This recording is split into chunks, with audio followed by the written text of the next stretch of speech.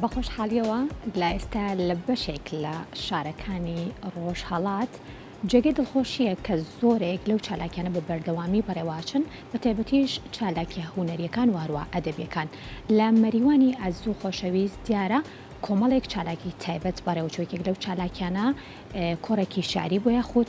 کۆمەڵێک کۆڕی شاریە کە بۆ کۆمەڵێک لە شاعیرانی بە ئەزمموی ئەو شارە بەڕێوەچوە و بەشێک لە شاعیرانی شارەکانی تریشتوانیوانە کە بەشداری تیا بکەنە ژێر ناونیشانی تازرێبار و دێڕێک دیارام کۆڕانە و هەروەهام کێبڕکیانش گرنگی خۆیان هەیە بە تایبەتیش بۆ نووسەران و بۆ شاعیران کە جارێکی تر هەم کۆبوونەوەی بەشێک لە ئەدیبانی نێو ئەدەبیاتی کوردیە و گفتوگۆی کراوە و هەروەها خوێندنەوەی بەشێک لە دێڕە شاری شاعیرانیشە کە بۆ خۆی ئەم بابەتانە گرنگی و تایبەتمەندی خۆی دیار لە مەریوانی ئەزوو خۆشەویستیش ئەم کۆڕای خود بڵم ئەم چالاکیە بەڕێوەچوە و ژمارێکی زۆر لە ئەدیبانی دیاری ئەو شارش بەژاریان تیا کردو.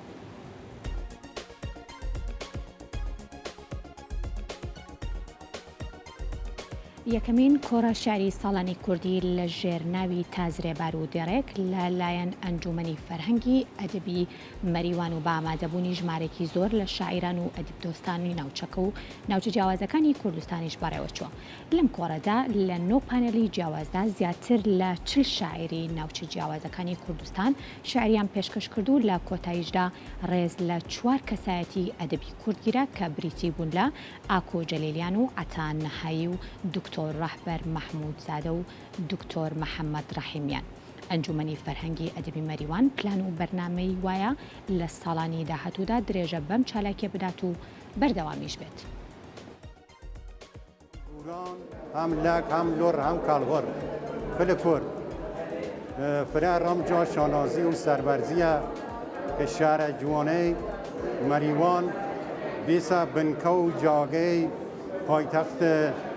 شعر امروه کرد و کردستان و منیش یکی و شاعرل و شهرستانه کرماشان حتی مثلا خدمتیان و اولین پنل شعرم خوان و شاعرل خوبتریشه و من حتی نسیره و دنگیان شیرین و رنگین گپل دل و درون و کمرایتی و میجویی و هست و عاطفه جوانیان.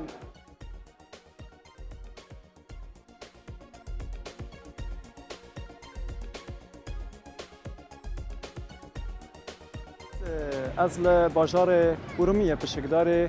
یکمین کورا شعری و هلبسوانی بیمه لمریوانه